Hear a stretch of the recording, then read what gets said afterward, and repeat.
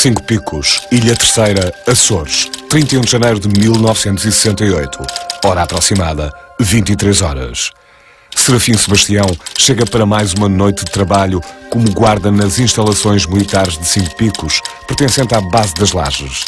A noite está calma e tudo corre sem qualquer sobressalto, mas essa serenidade depressa será interrompida. Serafim Sebastião era um guarda das instalações militares da base das Lajes na Ilha Terceira. E em janeiro de 1968 foi, de facto, surpreendido por um acontecimento extraordinário que ele, naturalmente, suporia não existir. São essas as circunstâncias que vamos examinar de seguida.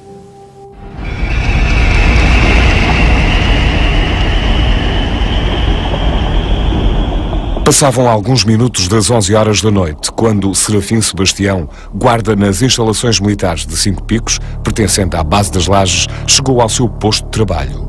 Naquela noite era da sua responsabilidade vigiar o paiol de munições da base. A noite estava calma e, para passar o tempo, Serafim ligou o rádio para ouvir o relato do jogo de futebol Setúbal Sporting. Tudo corria dentro da total normalidade e sem qualquer sobressalto. Até que, subitamente, o rádio de Serafim deixou de transmitir o que quer que fosse. Intrigado, o guarda tentou, em vão, pôr o rádio a funcionar, mas este deixou mesmo de emitir qualquer som. Estava Serafim a tentar perceber o que se havia passado com o rádio e qual o motivo da sua avaria, quando de repente um misterioso e inexplicável zumbido invadiu toda aquela zona. Atordoado por aquele misterioso ruído, resolveu sair do seu posto e ir até ao exterior para ver se conseguia perceber qual a origem daquele estranho som.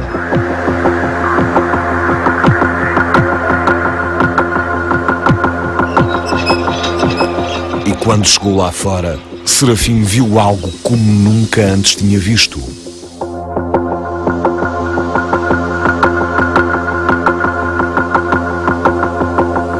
Um misterioso e insólito objeto voador aproximava-se lentamente do paiol de munições. Por mais que tentasse descodificar do que se tratava, não conseguia perceber a origem daquela estranha aeronave. E, alarmado com a situação, o guarda regressou para dentro do seu posto e telefonou imediatamente para a base das instalações militares, comunicando a aproximação do insólito objeto. Mas os fenómenos inexplicáveis estavam apenas a começar, porque nesse momento uma forte luz invadiu toda aquela zona.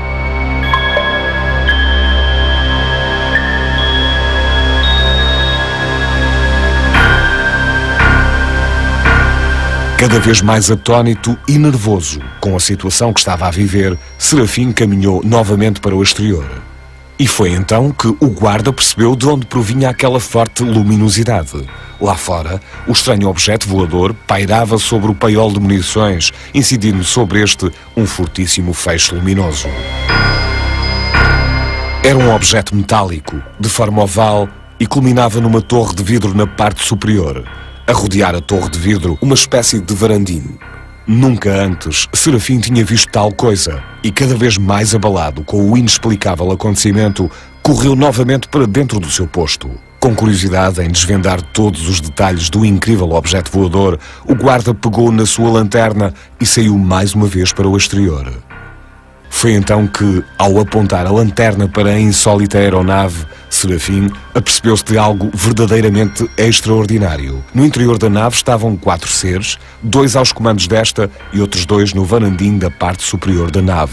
Antes que o guarda tivesse tempo de reação, uma estranha poeira levantou-se do chão, fazendo com que o guarda caísse inanimado.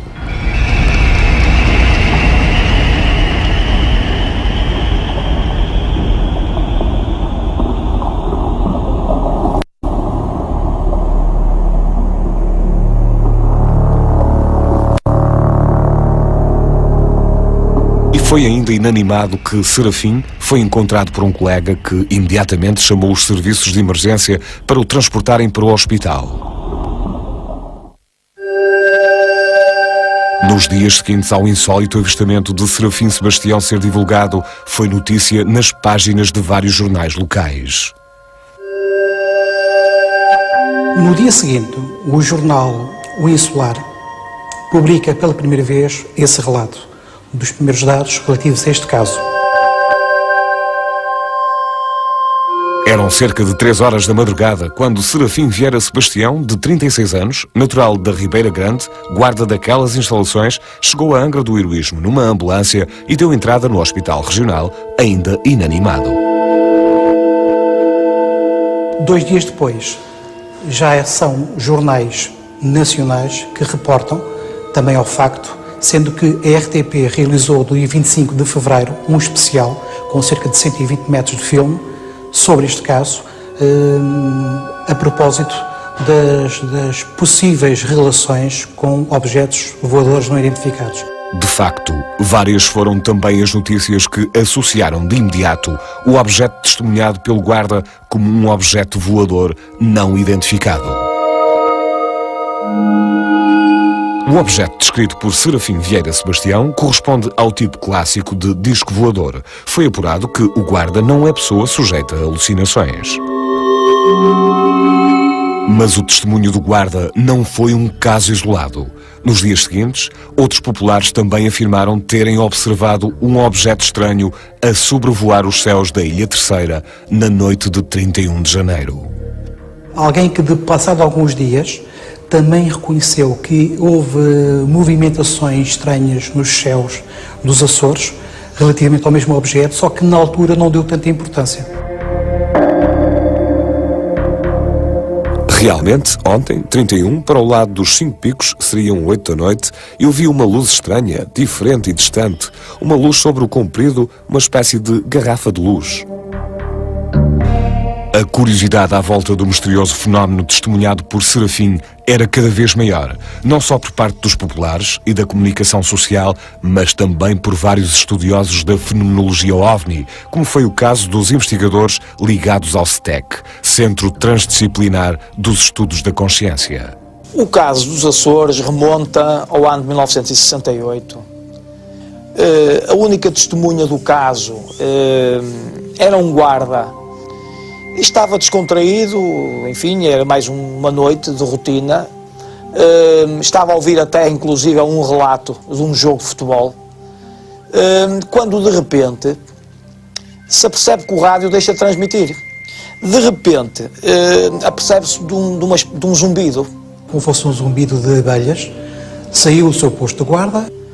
Ele verifica que há um objeto estranho que se está a deslocar já muito próximo do pai, e vai novamente ao posto para telefonar para os superiores, no sentido de alertar para o que estava a observar. Estava a telefonar quando se apercebe de uma claridade muito forte que entra por uma janela que o posto tinha.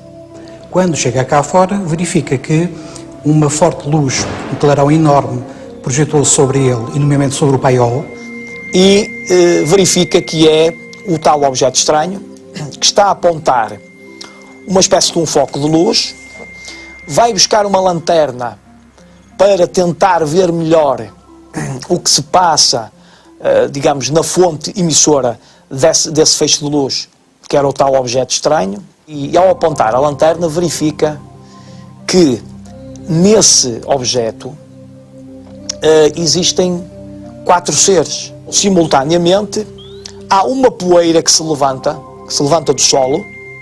Após o qual começa um processo de desmaio.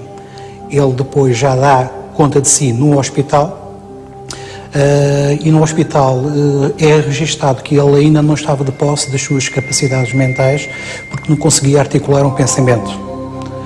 Portanto, ele não falava quando deu a entrada e ouvia muito mal.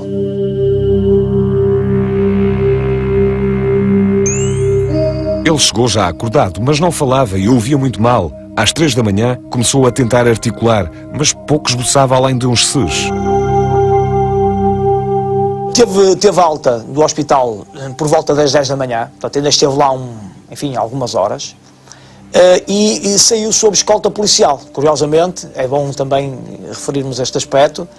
É evidente que depois, a partir daqui, o caso tem uma repercussão bastante grande, não só a nível dos média locais, nomeadamente as rádios e a própria imprensa local, mas também até teve uma repercussão a nível nacional. Todos os pormenores da noite de 31 de janeiro foram objeto de análise por parte de vários especialistas de diferentes áreas.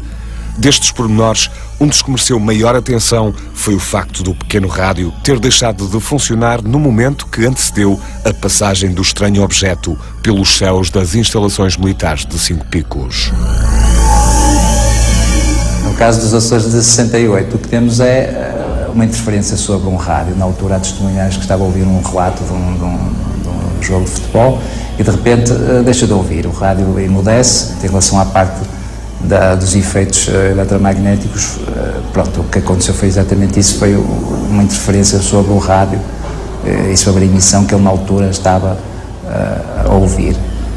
Há determinado tipo de fenómenos que podem ser induzidos, não é, para esse campo, que podem levar a uma data de ações, por exemplo, de proteções que possam ter, por exemplo, os disjuntores fusíveis podem induzir transitórios, correntes nos circuitos que depois possam levar à atuação dessas proteções. No caso das bússolas, se houver um campo magnético intenso, é óbvio que a bússola vai ter que reagir a esse campo, não é? Pode haver até materiais que fiquem magnetizados pela ação desses campos elétricos e magnéticos e, portanto, há uma gama muito larga de efeitos que podem surgir quando se utilizam ou quando se aplicam campos eletromagnéticos intensos, não é? Quando algum equipamento pode estar sujeito a esse tipo de campos. Neste tipo de casos, o problema é sempre o mesmo, que é, no final, em termos de evidência física, ficamos com muito pouca coisa ou com quase nada, porque depois da observação terminar, temos as declarações da testemunha, mas, por exemplo, neste caso dos Açores, acho que nem sequer o rádio foi vistoriado, ou alguém foi fazer uma análise a ver se havia vestígios de que efetivamente o rádio tivesse sofrido efeitos de algum campo eletromagnético intenso. Nesse caso não foi feito. Começando a assumir proporções mediáticas inesperadas, depressa veio ao público uma nova explicação para desmistificar o fenómeno testemunhado por Serafim Sebastião. A componente informativa da aviação portuguesa argumenta que aquilo que o senhor viu foi um balão atmosférico que pretensamente se terá desviado da sua rota, se bem que depois outras pessoas entendidas na matéria dizem que dificilmente a rota desse balão, que teria um certo sentido de orientação geográfica, nunca poderia ter ido para aquele lado, a não ser que fosse propositadamente levado até ele.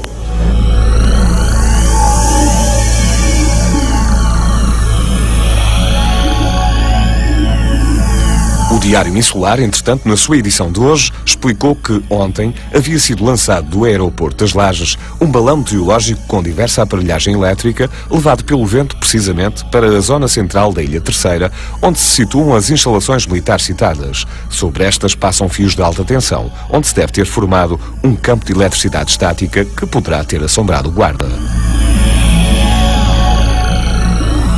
Face a esta nova teoria, o guarda das instalações de Cinco Picos não ficou indiferente e reforçou o seu insólito testemunho. O ruído e a forma em nada se pareciam com o que habitualmente anda no ar, nem avião, nem helicóptero, nem balão. Ele próprio reconheceu que nunca tinha visto nada parecido. Ele que estava habituado a ver muitos aviões, helicópteros e também balões sonda, que eram muito lançados ali naquela zona, enfim, por causa da meteorologia, não é? Para determinar temperaturas, ventos, etc., porque, enfim, era importante, nomeadamente em relação ao movimento de aviões que existia naquele local. Ele diz que não há qualquer possibilidade de ser qualquer um desses artefactos. Portanto, não era nada que ele tivesse visto antes. O testemunho que ele pronuncia do início ao fim manteve-se, os argumentos mantêm-se e alguns dos populares que na altura conviviam também mantêm essa mesma situação, esse mesmo testemunho. As teorias sucediam-se e as opiniões sobre o caso também. Mas o que poderá ser dito acerca da credibilidade das testemunhas deste tipo de avistamentos? A veracidade dos relatos, na minha perspectiva, só deve ser posta em causa quando nós também temos evidências suficientes para saber que estamos perante alguém que nos quer enganar e o que quer é dar nas vistas. Aliás, um dos elementos que por vezes dá credibilidade ao discurso da testemunha é o facto da manutenção desse discurso independentemente da época e do lugar. Ou seja, o senhor sempre argumentou que viu um objeto voador metálico de forma esférica, como ele diz, ligeiramente com uma zona de uma arcada na parte superior em vidro, com 2 seres fora e 2 seres dentro da própria nave, e esse testemunho manteve-se sempre, esse e o restante. Pode-se dar, inclusive, a situação de que mesmo no hospital, e mesmo quando ele depois foi interrogado pelas forças de autoridade, porque na altura a polícia quis saber mais dados sobre o que é que ele tinha visto realmente naquela noite do dia 31 de janeiro, e ele manteve, quer o argumento, quer os elementos que tinha pronunciado no início, manteve-os sempre na mesma bitola. A noite de 31 de janeiro de 1968 tornara-se num caso raro de mediatização, mas Serafim Sebastião, tentando afastar-se de todas as polémicas geradas à sua volta, fez então os seus últimos depoimentos. Pouco me importa que acreditem ou não, deixem-me em paz, estou farto disto. As pessoas que julgam ter, de um modo ou do outro, presenciado ou ter sido objeto de uma manifestação qualquer deste tipo de fenómenos, não se sentem bem. E não se sentem bem, nomeadamente, porque não sabem a quem relatar, têm medo de cair no ridículo, quando não têm medo de até rótulos muito mais gravosos. Portanto, há uma coisa que para nós é clara: isto afeta a vida das pessoas. Até hoje, o mistério do avistamento do guarda permanece. O que teria realmente visto o Serafim Sebastião a pairar sobre o paiol de munições da base militar das Lajes? É muito genuína a descrição que ele faz do objeto que paira sobre ele com a luz e que, enfim, causa ali uma série de alterações e de perturbações nele próprio, perto dos sentidos, etc. Era um homem que nunca tinha, se calhar, ouvido falar em nada disto, e que viu, na realidade, de uma forma muito genuína e muito sincera, um aparelho que não era balão, que não era nenhum avião, que não era nenhum helicóptero, que não era nada disso, e que pairou sobre as lajes nessa altura. Não vamos pensar que as pessoas são todas, e passa a expressão, maluquinhas, não é? Poderá haver uma percentagem apreciável de pessoas que inventam, com certeza absoluta, mas isso acontece em tudo. As hipóteses levantadas sobre a proveniência do estranho objeto voador foram várias. Seria um mero artefacto construído por humanos ou, por outro lado, algo proveniente de um mundo que ainda desconhecemos? Eu penso que tínhamos que ver se de facto não se tratam de projetos confidenciais ou secretos de determinadas, na altura, determinadas potências. Tudo isto é muito complicado, até porque temos muito poucos dados, porque muitas destas situações são controladas pelos Ministérios da Defesa, não é? Por programas que estão sob o patrocínio do Ministério da Defesa, e muitas vezes, inclusive as últimas gerações de determinados aviões bombardeiros, que durante muito tempo se pensou que de facto eram OVNIs, quer dizer, não é? Que é, de facto, enfim, eu acho que está interrogado, não é? Devemos deixar uma interrogação e, sobretudo, devemos ter uma maior, algum cuidado quando analisamos esses casos, não é? E julgo que isso é uma situação que, de alguma maneira, pode comprometer qualquer tipo de investigação, não é? Por não haver provas que consigam finalmente classificar insólito objeto que pairou sobre as instalações militares de Cinco Picos, o fenómeno testemunhado por Serafim Sebastião permanece, até hoje, classificado como OVNI, objeto voador não identificado. Acho que devemos continuar a a humildade para dizer sabemos muito pouco disto. Mas, por outro lado, o bom senso para não dizermos é impossível. Podemos dizer que é improvável. Ou não é explicável por agora. Vamos arrumar ali na estante das coisas que precisam de explicação. Agora dizer, não é impossível. É impossível, pronto, acabou. Acabou. Ficamos muito melhores, não? Eu acho que não. Hoje, envolvidos 40 anos após este incidente, que continuamos na presença de um fenómeno aéreo não identificado, vulgo OVNI, e que, malgrado todas as tentativas no sentido de se tentar arranjar uma explicação plausível, enfim, de encontro àquilo que se conhecia na época, para justificar efetivamente aquela observação, não foi possível. Ainda hoje, como eu disse, envolvidos estes anos todos, não é possível nós sabermos efetivamente o que é que o Sr. Serafim Sebastião viu. O importante é nós termos um profundo respeito pelo pouco que sabemos e uma profunda consciência do muito que ainda nos falta saber. Homem ingênuo e genuíno, o discurso deste homem simples traduz de facto uma realidade inesperada.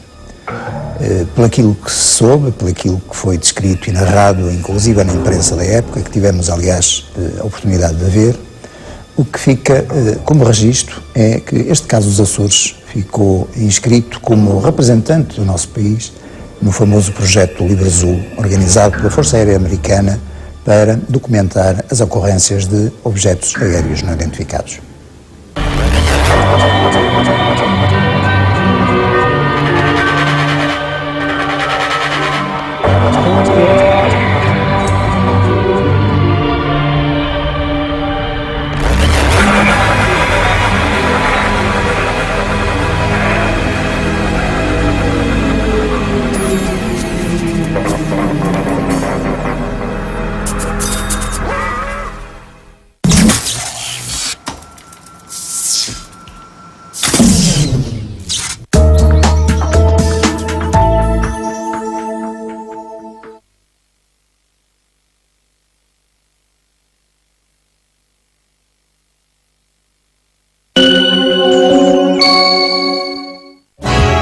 A RTP apresenta A Ilha das Cores. Ilha das Cores, em CD e em DVD.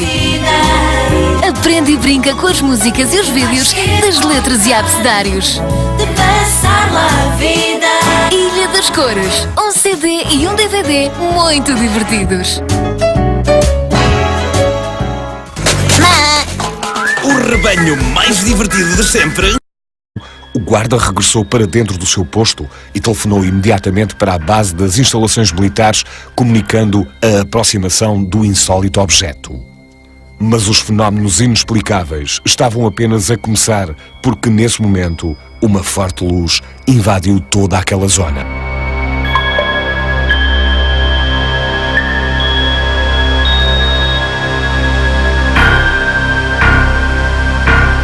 Cada vez mais atónito e nervoso com a situação que estava a viver, Serafim caminhou novamente para o exterior.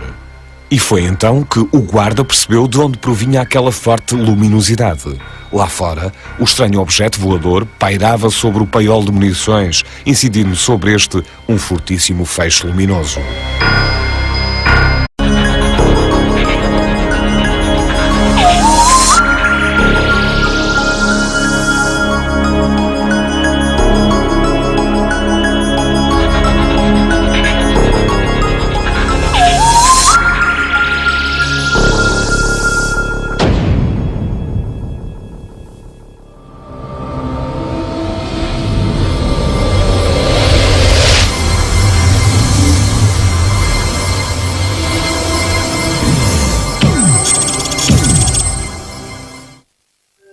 Cinco Picos, Ilha Terceira, Açores, 31 de janeiro de 1968, hora aproximada, 23 horas. Serafim Sebastião chega para mais uma noite de trabalho como guarda nas instalações militares de Cinco Picos, pertencendo de repente um misterioso e inexplicável zumbido invadiu toda aquela zona. Atordoado por aquele misterioso ruído, resolveu sair do seu posto e ir até ao exterior para ver se conseguia perceber qual a origem daquele estranho som.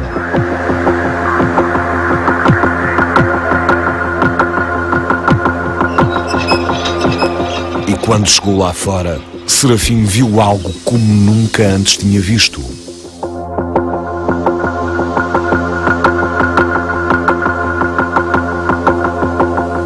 Um misterioso e insólito objeto voador aproximava-se lentamente do paiol de munições. Por mais que tentasse descodificar do que se tratava, não conseguia perceber a origem daquela estranha aeronave. E, alarmado com a situação, tenta à base das lajes. A noite está calma e tudo corre sem qualquer sobressalto, mas essa serenidade depressa será interrompida. Serafim Sebastião era um guarda das instalações militares da base das Lajes, na Ilha Terceira. E em janeiro de 1968 foi, de facto, surpreendido por um acontecimento extraordinário que ele, naturalmente, suporia não existir. São essas as circunstâncias que vamos examinar de seguida.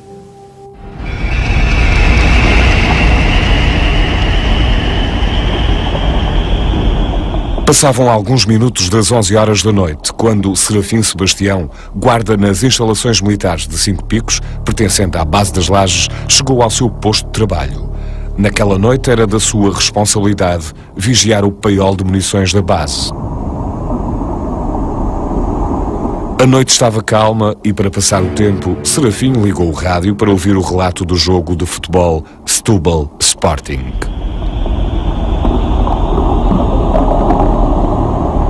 Tudo corria dentro da total normalidade e sem qualquer sobressalto. Até que, subitamente, o rádio de Serafim deixou de transmitir o que quer que fosse. Intrigado, o guarda tentou, em vão, pôr o rádio a funcionar, mas este deixou mesmo de emitir qualquer som. Estava Serafim a tentar perceber o que se havia passado com o rádio e qual o motivo da sua avaria, quando